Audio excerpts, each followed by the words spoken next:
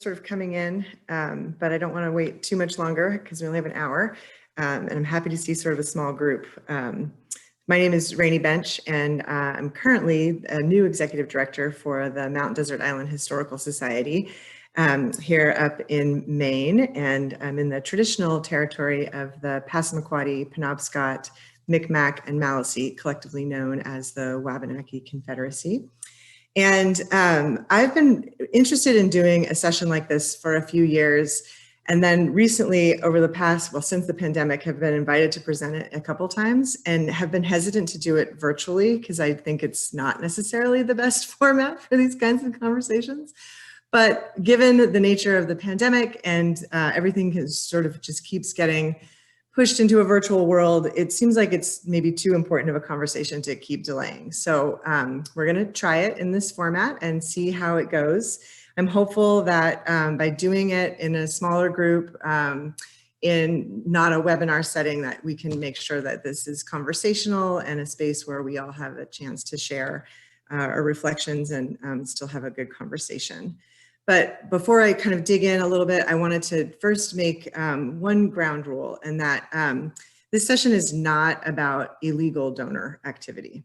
If you've seen, witnessed, or experienced anything that could be considered illegal donor activity from, well, donors or colleagues, please report it. So whether that's to a trusted peer, to a trusted leader within your organization, a lawyer, a doctor, a counselor, please make sure to report that. This session is not designed to address workplace trauma.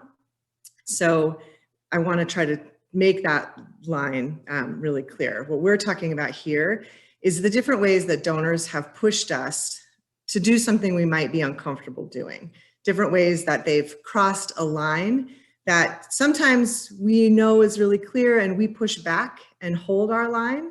And sometimes we don't. Sometimes we give a little bit and we think after the fact, what just happened? And could I have done that a little bit differently?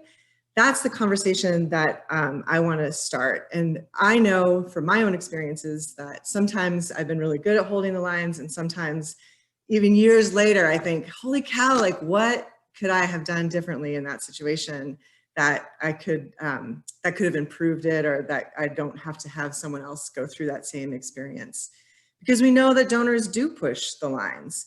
They hope that their gift of time or money for your organization might entitle them to special privileges or a special relationship with the staff or the board. And so, you know, how we push back on them varies for a lot of different scenarios.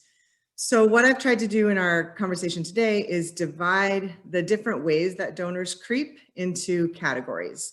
And I'm going to give a few examples of personal experiences of how donors creep into things for these different scenarios and the different ways that I reacted to them. And then I'd like to open it up for a discussion, see what you guys have experienced. And then really the purpose is to generate some tools so that next time we go into a situation where a donor creeps across the line, we'll be better prepared, and we'll have a network of peers behind us that we've been able to work with to say, you know, this is how we're gonna say no. So I have a PowerPoint presentation, but mostly it's just like, imagine there are big Post-it notes around the room. So I'm not gonna have it as a polished presentation. It's more gonna be, I'm gonna take notes as we develop and generate ideas. And so we'll be able to chat. So thankfully, with this being a smaller group, we can see each other and be able to talk freely, I hope. But feel free if you want to use the chat feature. Scarlett is here to be able to monitor that on Whova. So I'm going to just share my screen really quick. And I would just say, because I'm relatively new to the Historical Society, none of the situations that I'm going to share with you today happened at the Historical Society. So they're all from previous organizations that I've worked with. So these are sort of some of the boundaries that I have found where donors creep over the line. And I'm going to start with the big, nasty, hairy one first, which is sexual. So again, not illegal, but donors will make innuendo. They will try to assert dominance. They will do touch that's necessarily inappropriate. So I have a couple examples that happened to me. One personally where I was wearing a necklace and a donor, it was my first cultivation event as an executive director, actually. And my board member donor had his friends come to the museum, and it was my first opportunity to have a chance to promote the museum and to sort of be in that role as an ED in a cultivation event. And one of the guests reached out to compliment the necklace and touch the stones, but instead of touching the stones, he caressed my collarbone. And there were other men standing there with me and no one reacted to it. And I was in total shock. And I just stepped back and like sort of physically removed myself from the distance of his arm and kept going. And that's one of those scenarios where I mentioned that, like, I wish I had some sort of glib, sly reply that I could have said in the moment that might have not embarrassed anyone or thrown a fit, but put him in his place. I feel like George Costanza with the, you know, the shrimp joke. I'm constantly still years later trying to figure out what I could have said in that situation.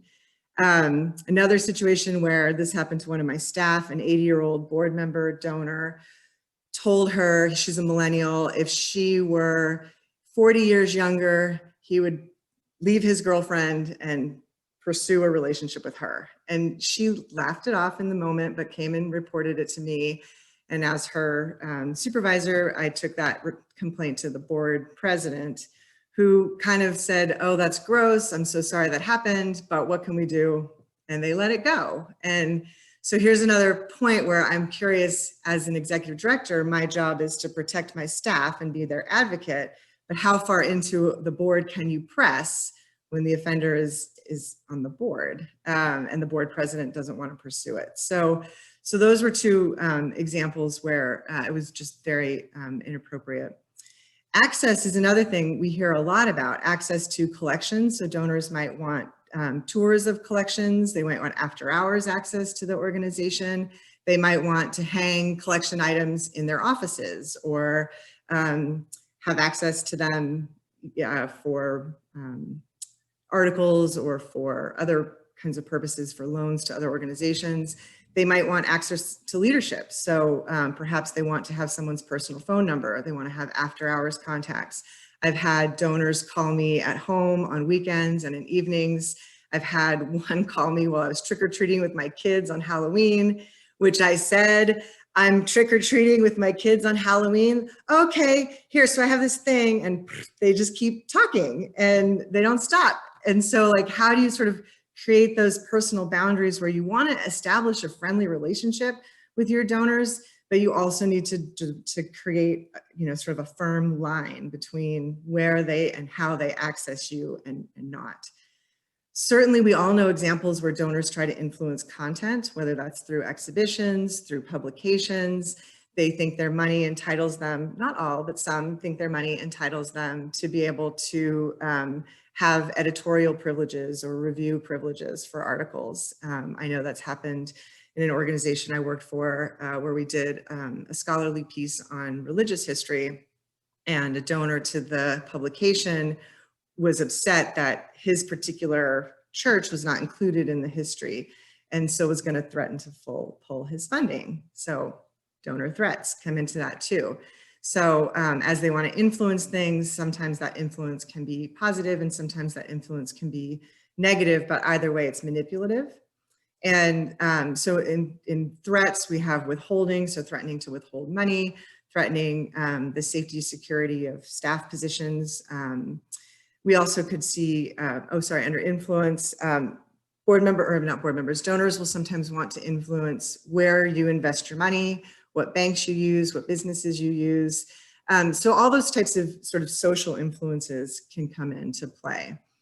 And then I'm sure that I've missed some. So I'm just curious, what other types of boundaries have you guys seen that donors will cross? So Raney, it looks like we have 3 questions in the chat. Do you want me to read them to you now, or do you want me to wait a little bit? If they're timely, yeah, go for it. So one of them, after donating a specific object, can donors expect to have a say in the programming that takes place around the object, and how can those expectations be managed? Yeah, great question. And hopefully that's something let's think about that as we go through. Other types of boundaries that you guys have experienced that people might have, I can't see now that I have it on screen share. So that you guys have experienced with donors.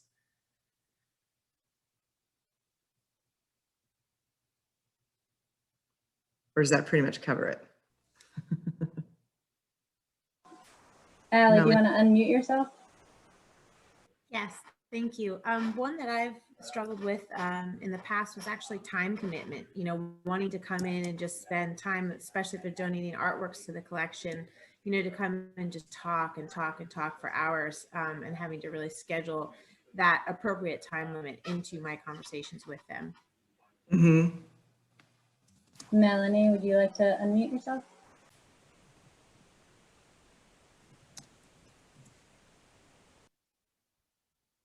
Melanie's still muted. Yeah. Sorry, I hit one button and not the other. So this summer, I worked a short contract for a friend who's an executive director at a museum out like 1,500 miles from here. And it's a tiny community, and wow, were there a lot of boundaries being crossed everywhere. And that something that I saw was you know, people who have worked for the museum before, but now they're on the board, and there's a lot of blurring of lines of what their duties are. And I was interviewed for a job, and people who were not on the board and not employees were part of the interview process, even though the executive director was right there. And that was interesting too. And I was just thinking, like, okay, not an environment I want to work in. Yeah, so that's like in the catalog now of like what to look for. Yeah, no, I interviewed for a job, and the head of the hiring committee brought his wife, and he's like, I said, is she interviewing? And he's like, well, she's got to eat. Because we were out at lunch. I was like, okay, so we'll just go then, I guess.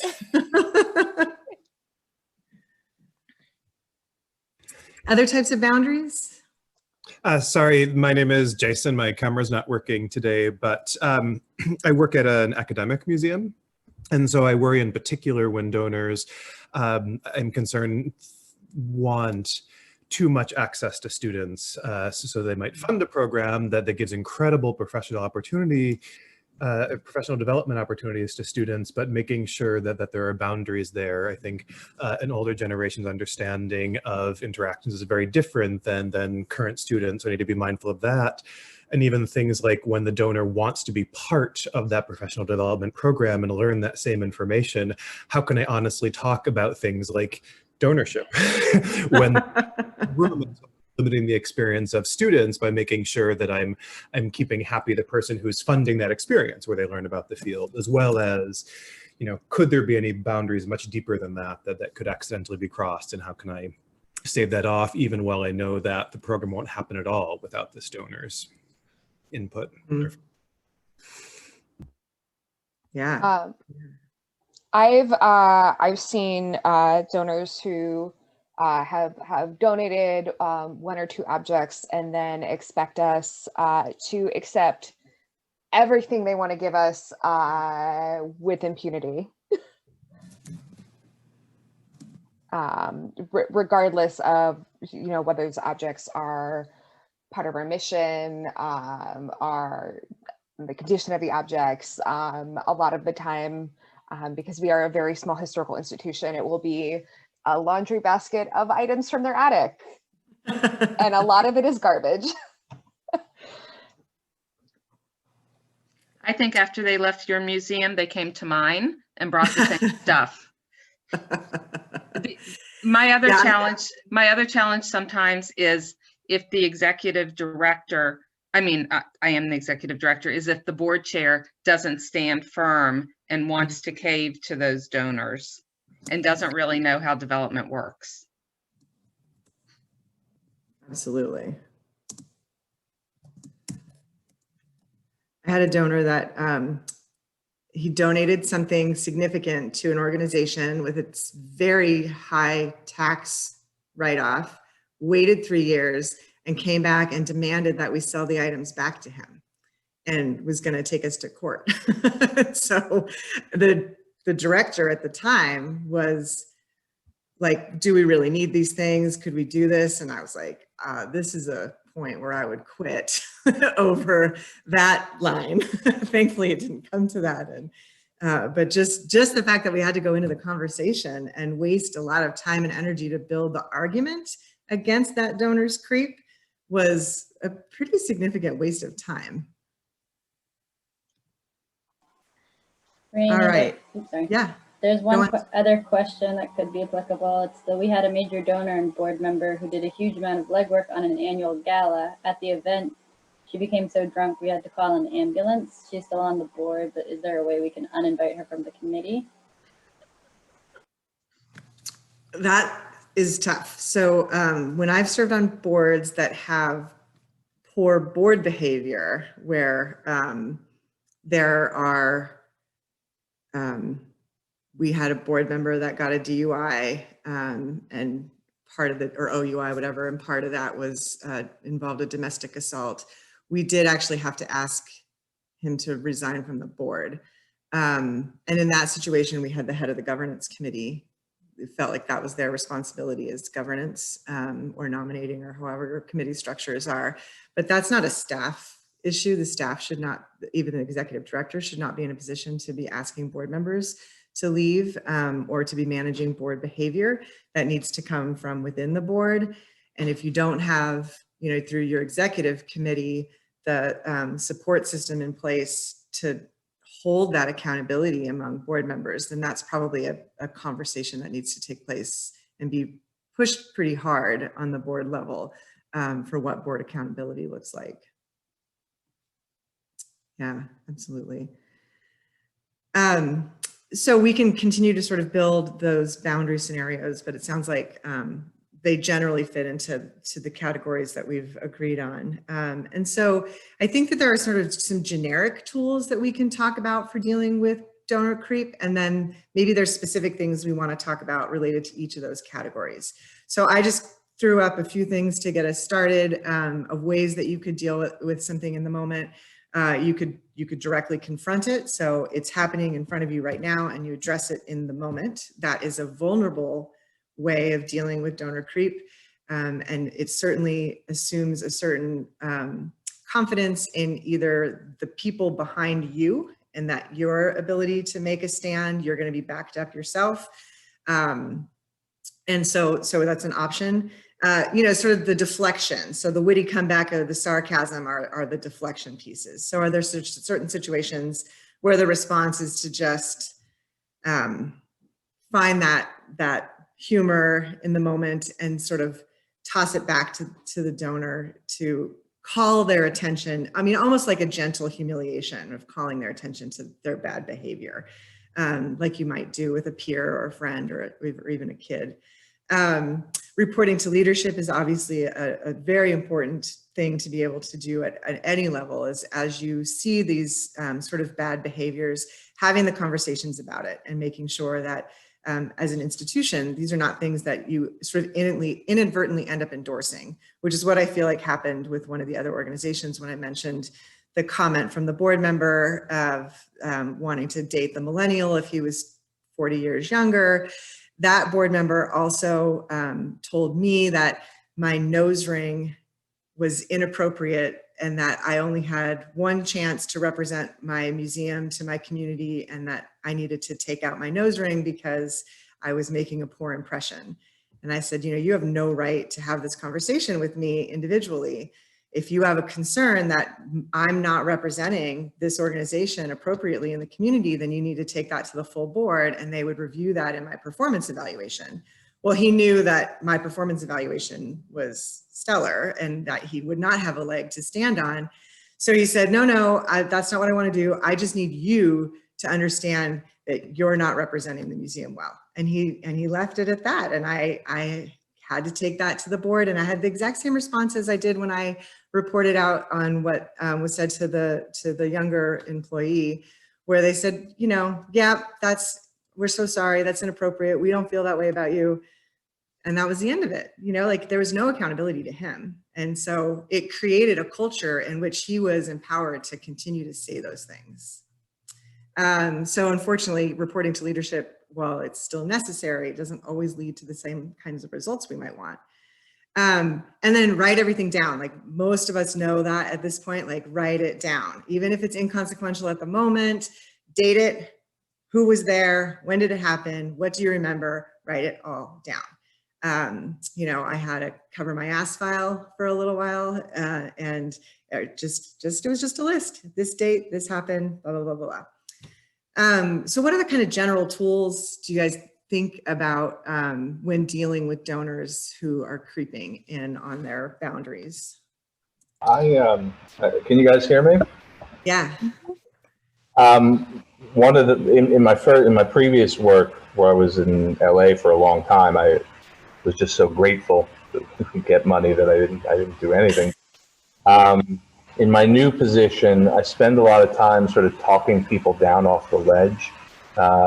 Instead of the witty and these tools are really important for certain moments.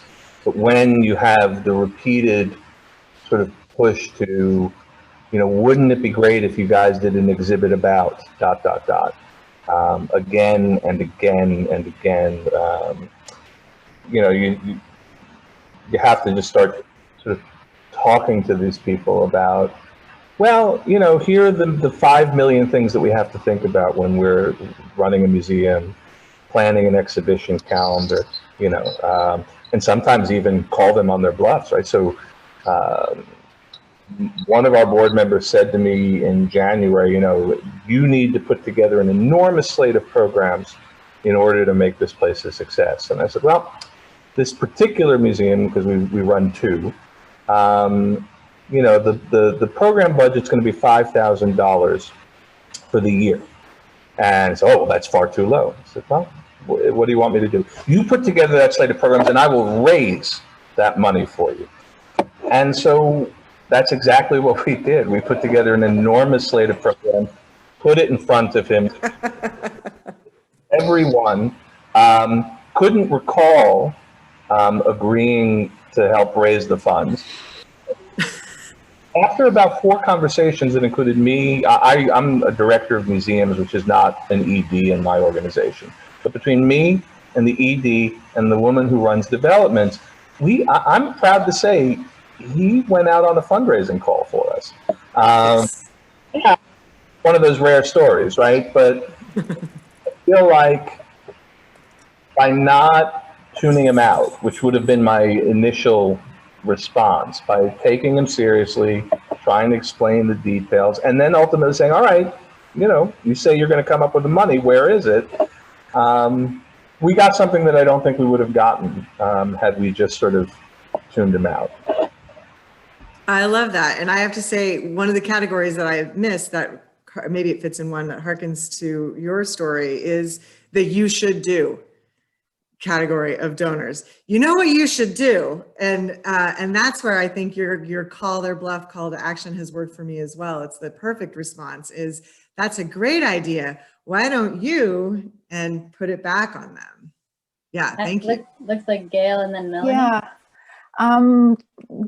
Getting back to the reporting to leadership, and I have been a museum director and I completely understand if you go as far as the board chair who kind of blows you off, it is a tough situation.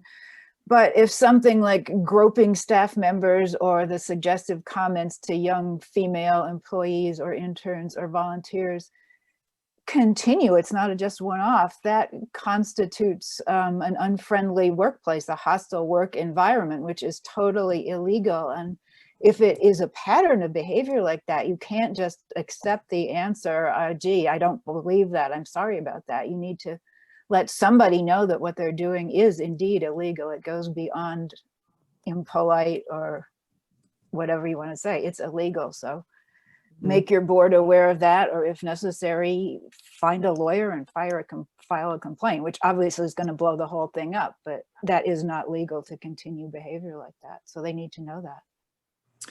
Yeah, and that's where that, I think, documentation, as we mentioned, is like always write it down, make sure that it can't come back and say, well, this is a one-time deal, or I didn't know.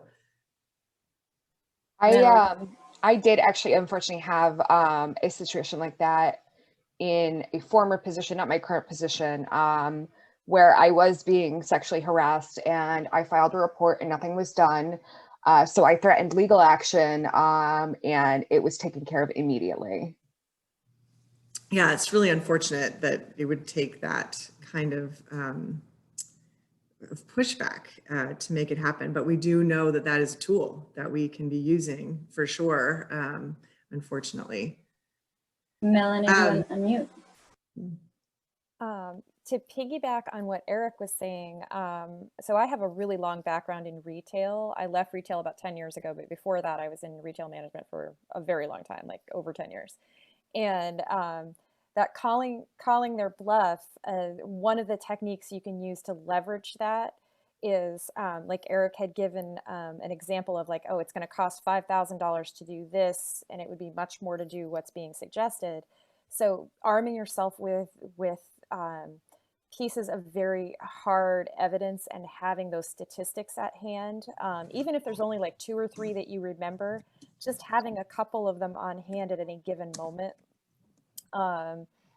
that are just almost universally applicable is helpful. So, like, for example, something I've been doing lately, because I'm actually in the job market right now, I get suggestions just from people I know in general that are outside of the museum world. And they're like, well, why is it so hard for you to get a job?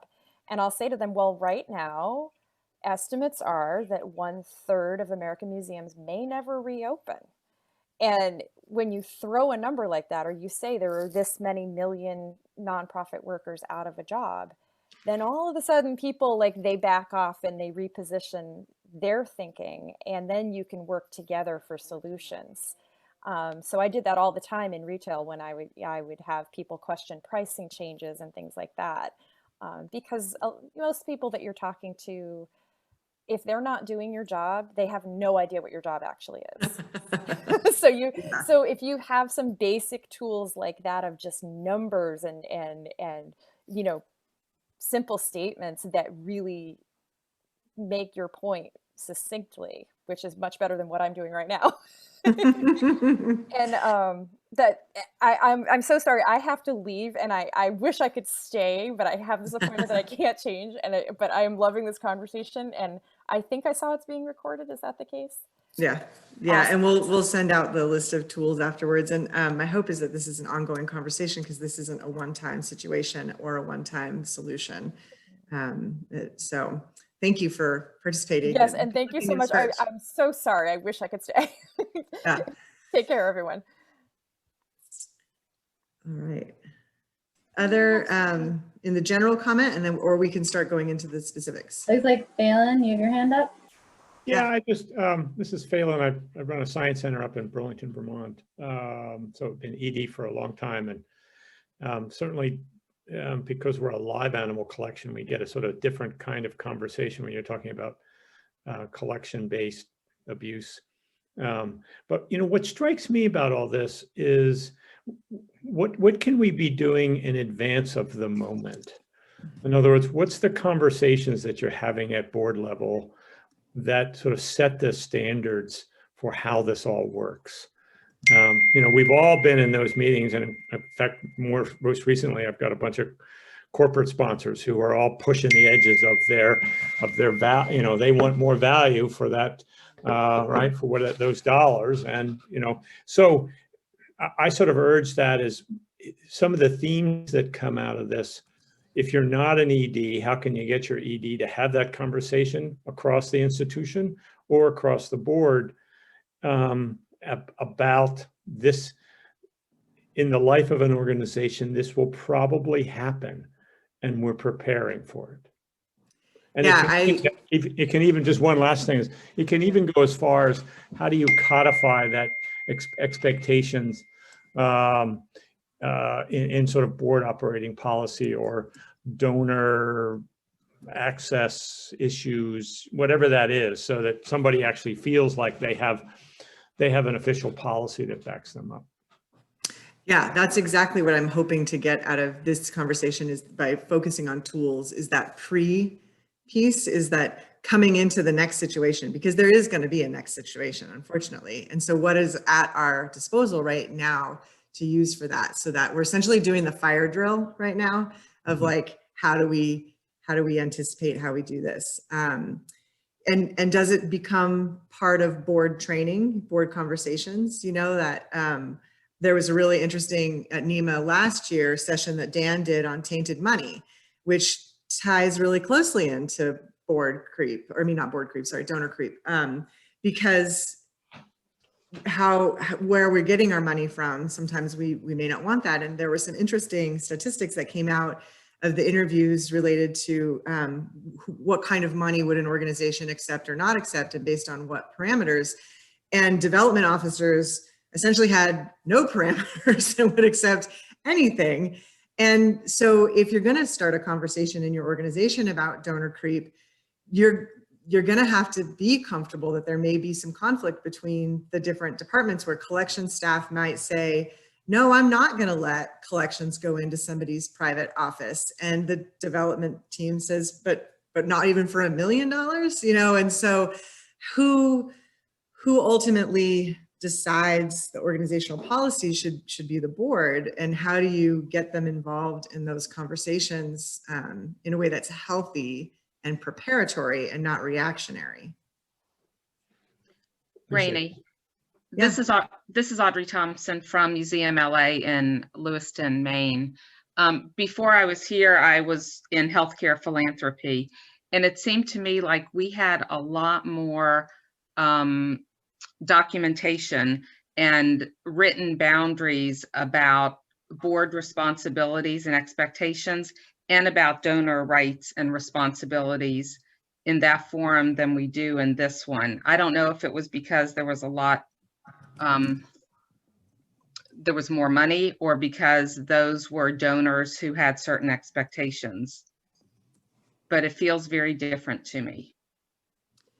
Yeah, and using those as models would be great. Sorry, Allie. And Sorry, I'd Eric. like to add something here. We, at our museum, I'm at the Gaston County Museum of Art and History in North Carolina, actually. And we have, as far as types of ways that donors creep, in both influence and access, we have found that our collection policy has been a huge way for us to eliminate having to accept additional donations from large donors. We can refer to the people who are allowed to accept donations, and being able to be in a room, even when it's going in an inappropriate manner, the conversation, and direct it back to our policy, is a quick way that we can kind of get those donors back on track. And I found it certainly helpful in my own conversations with donors, but also just having that backup, that document to look at and say, I'm sorry, that's just not something that we're able to do. yeah, and a collections policy, I think, is where it's most commonly articulated and like clearly articulated. But I'm curious, my organization doesn't have a donor policy. For those of you who do you talk about like other types of donor restrictions in the same way a collections policy talks about it? I just redid our gift policy last year at the Abbey, also close to Raney. We added a lot of that extra language about who made the decisions, who was in charge, and who was the backup decision maker, so that there was insurance for lower level people. They could go to someone if they needed it. I found the Maine Island Trails Association had a really good gift policy to work from. It's what we used as a basis for ours, that had a lot of those stipulations already in place. Great. Yeah. So, yeah.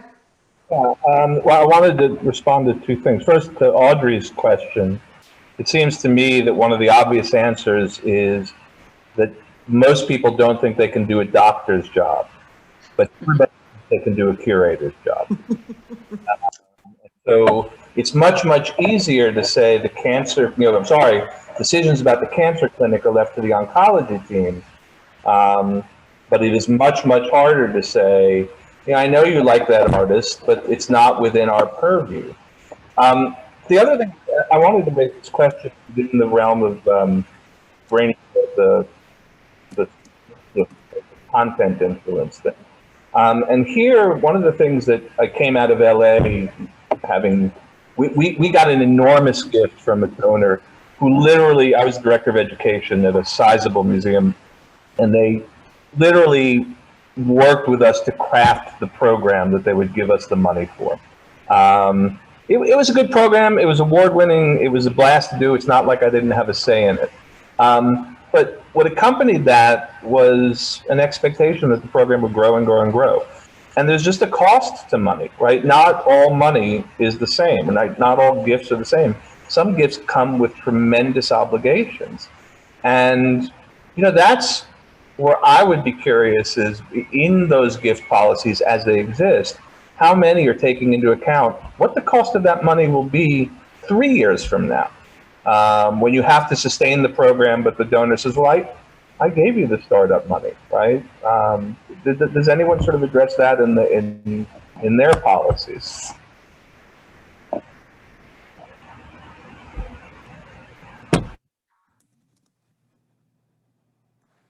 Apparently not. It is referenced a little bit in ours in that's part of the decision-making tree with large gifts. Any donor restricted gifts have to go through, if it's restricted to a specific program, it goes through specific people to talk through what it looks like. It just isn't something that's come up recently for us, so it's not been put in place yet. Mm-hmm.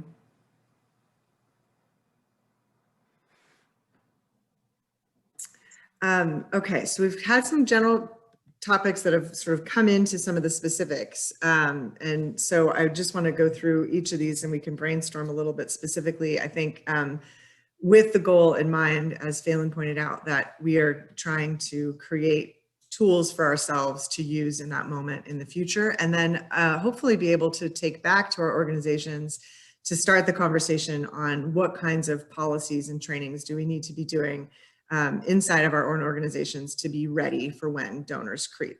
So we already mentioned here, documentation, I can't spell on the fly, reporting to leadership,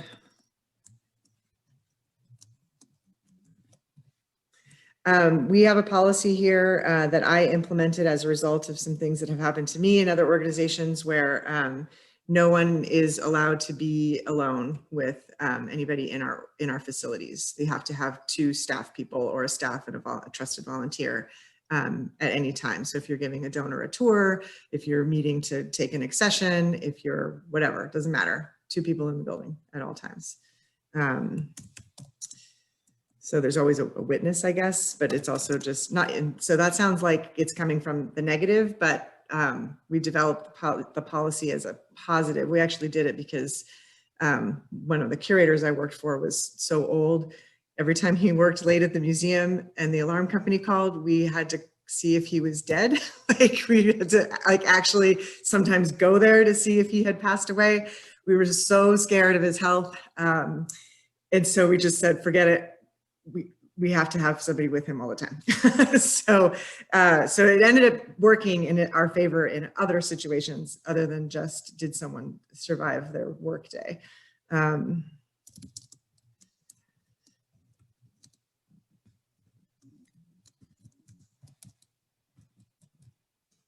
And I do just want to mention in the chat, an attendee was struck by how similar the tools resemble bystander intervention, and they put a link to the ihollowback.org website. And then NEMA did a lunch with NEMA also, kind of around bystander intervention, and I put the link in the chat.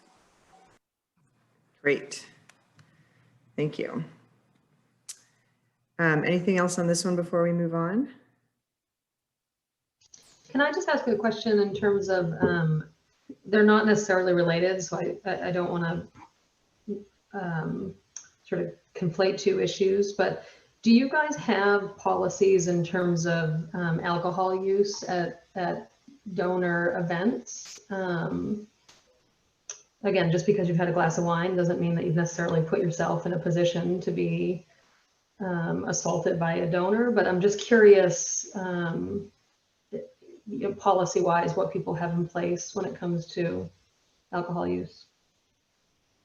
We specify that you can drink during an event where the organization is serving alcohol. So the staff doesn't have to abstain. But we don't place a per person like limit, but we just specifically say you can't be intoxicated, like you have to manage yourself for that. So that if something came up, like someone used the example of a board member that was excessive, obviously drunk, we would be able to point back to that policy and say that they broke that part of the policy. There's a lot of trust in place with that, but that's just how we've done it. We also have a tiny staff, so it's not usually quite as hard to manage. But open it up obviously for others too, and how you deal with it. Eric? Just because I can see you on my screen, I can't see everybody else. And Raney, you're at the top of the screen, of course, but at my old place, it was public event staff was not allowed to drink. It really didn't matter the level.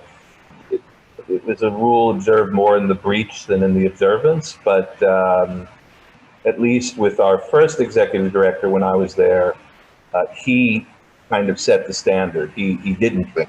He looked like he was drinking so that donors felt more comfortable around him. But he didn't drink and the rest of us didn't either, because there was a rule and he was setting the standard. As different EDs came in over the years, I worked under 2 more. Their adherence to the rules was less stringent, and therefore staff, especially development staff, which I worked at a place with an enormous development department, they kind of followed suit. And but the rule was there. Anyone else want to add anything else to that question? It's a good question. Because yeah, that line, even if it's not related to the sexual category, it can creep over in every access of creep that we've talked about. Go show me the collections. Let's go try this dress on. Let's drive the car. Let's whatever. Okay, tools for access. So this is not just access to your facilities or your collections, although those are certainly within there. And we mentioned the collections policy, but this is also personal access.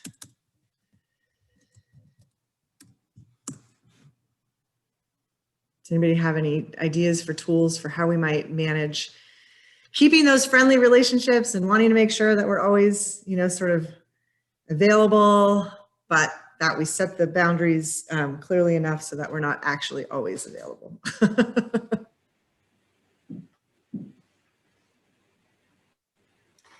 I think this is Allie again, really sticking to a calendar, sending out a meeting request and really specifying how much time that you have that you can dedicate to that donor is important. And are you, Allie, were you the one that mentioned having donors use up so much of your time? So yes. This is setting that expectation in advance. Okay. Yes. And this is, in one specific instance with a very large donor that we had, it was something where I actually had to start scheduling lunch at a restaurant and then actually being able to leave that place. Because it got to the point where I could not, even within that time limit, get him to leave our museum. And again, we had the same 2-person rule. So it was very rare that I would be on my own, but at the same time, I could get up and leave the space.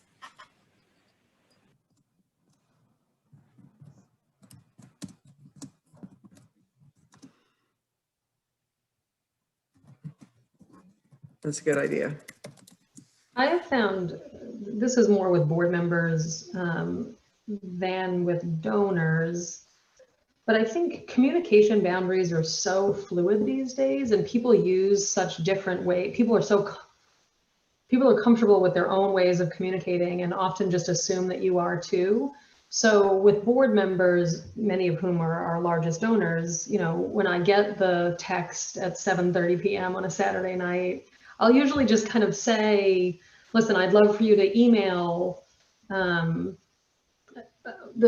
what I've said to a couple of people is that I prefer for you to email when you want to talk about something, simply because my texts are really dedicated to my friends and family and so easily could be lost. You know, and at 7:30 on a Saturday night, I'm not in work mode necessarily.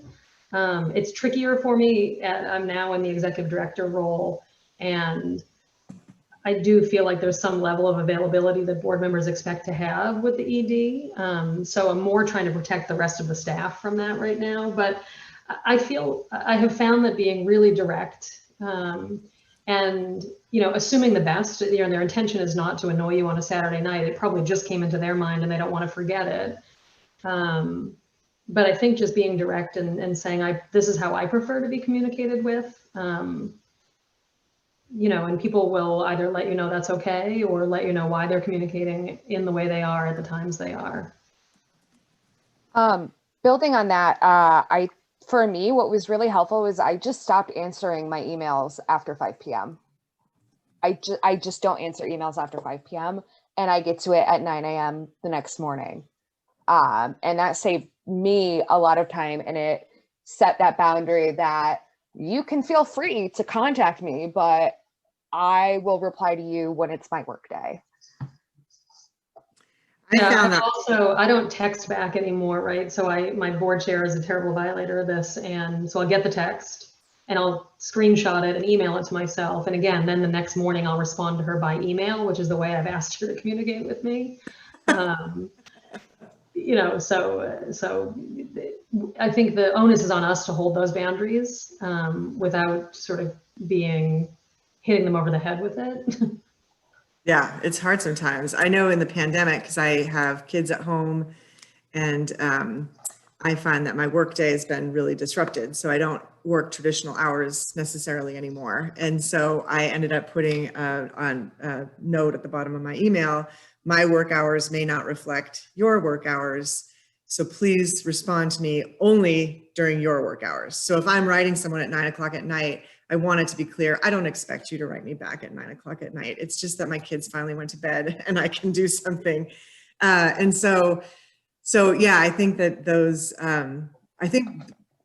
boundaries are getting more comfortable. That may be one opportunity the pandemic has opened up for us, is that as we work from home more, we're all more cognizant of how hard it can be to draw the line between work and personal time and how easy those are to bleed into one another. And I think that there's more respect for that now than there would have been, 8-9 months ago.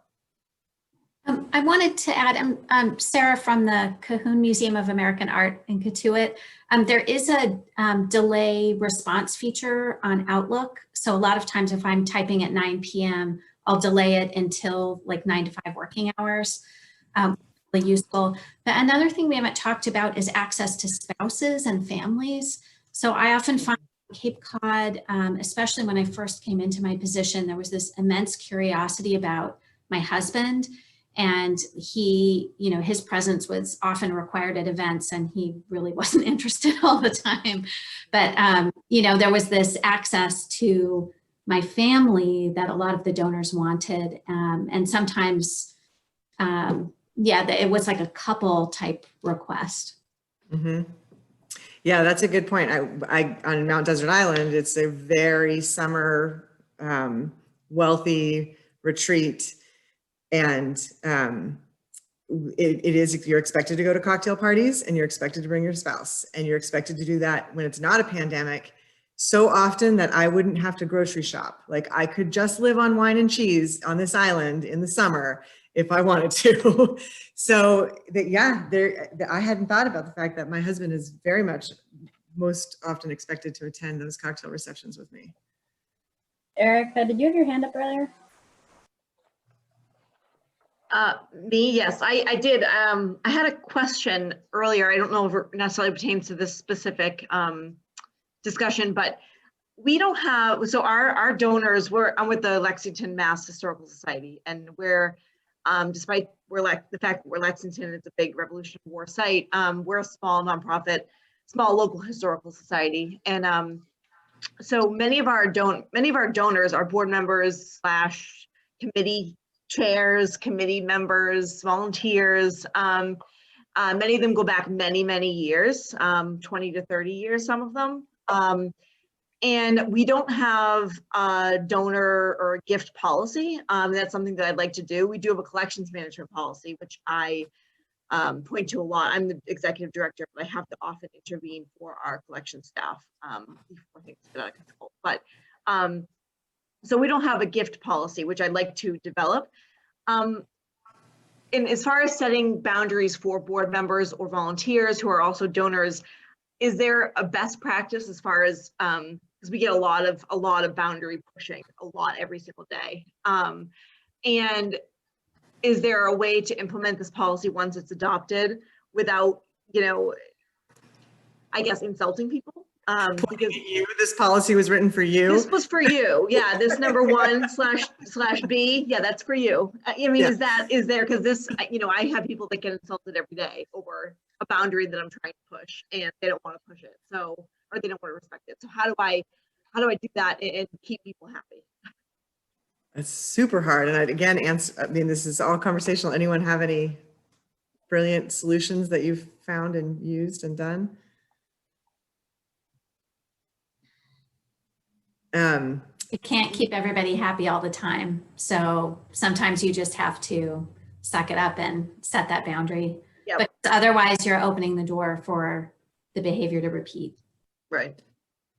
I found that doing things through, maybe we'll put that under threats, through committees. So if you are directing something that you know, you could maybe form a task force that doesn't involve the people whose behavior you want to change. So then it comes out of committee.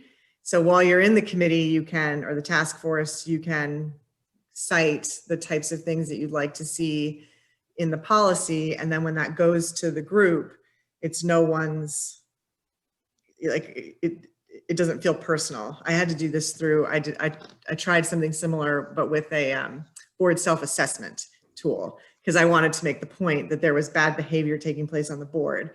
So I did a board self-assessment tool and I custom designed a few questions to add into it that specifically were like, are you doing this? And I was curious to see, like, I wanted to know, do they know they're doing it? Like, they may not even know if they're going to answer yes or no to that question. And if they answer yes, maybe they didn't know it was a problem.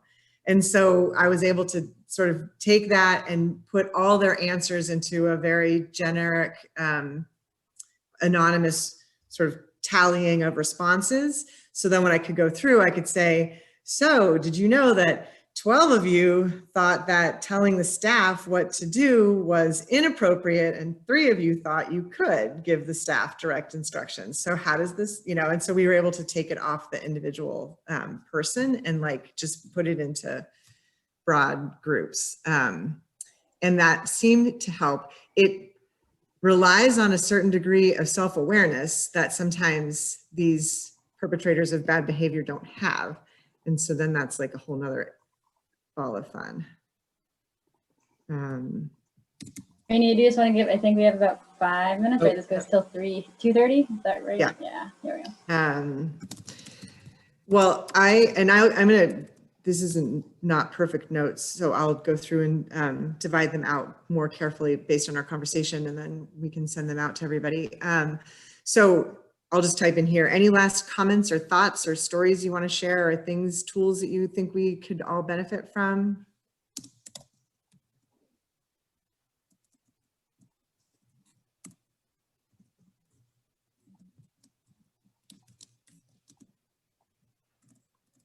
Raney, do you have a copy of that survey that you did with your board? I actually think that would be incredibly valuable for us. And we're working on getting the board to be less in the weeds and more strategic. And some of it is changing behaviors, like the constant communication with, you know, staff members that are not the ED. Yeah, absolutely. I'm happy to share the board assessment tool we use. Awesome, thank you. Riza? I just had a quick question about what perhaps anybody's approach would be if your board is your direct supervisor and you don't have an ED. I am the only staff member at my institution. It's just me and the board. Well, I would imagine the relationship would be the same as it would be with an executive director, because you're functioning as the staff person. So while you may not wear the executive director all those responsibilities and roles, if you're reporting to the board, just so you know, no single board member can make a decision. The board functions as a whole. So some board committees may have authorities or responsibilities delegated to them from the full board to make decisions. So for example, an executive committee might be able to make financial decisions in between quarterly meetings, but that has to be specifically empowered by the full board to that committee. So, so that your relationship is not with any one individual, it's with the full board. And so if you have individual members giving you assignments or trying to manage your time or whatever, you know, the pushback that you have as a protection is that you don't answer to any one individual, you answer to the collective. And so, okay, because that's absolutely been my experience, is that there is one board member who I work with very closely, who sort of acts as my supervisor in absence of an ED. So that person would probably have to be empowered into that position by the board. And I would imagine they would need a job description, and you would need a job description that defines that relationship. Okay. Yeah. Any other last thoughts or comments or ideas? So once we have the notes and that survey assessment, I will upload them to the NEMA handout website. I'll put a link in the chat. Perfect. Thank you all so much for entertaining this strange subject in this even stranger format, but I really appreciated it. It's helped me, give me some tools for how to deal with my my donor creeps coming in the future that I'm sure will happen, and I hope it's done the same for you as well. Enjoy the rest of your conference. Thank you, Thanks, Raney. Thank you, Raney. everyone. Thanks, Raney. Thank you.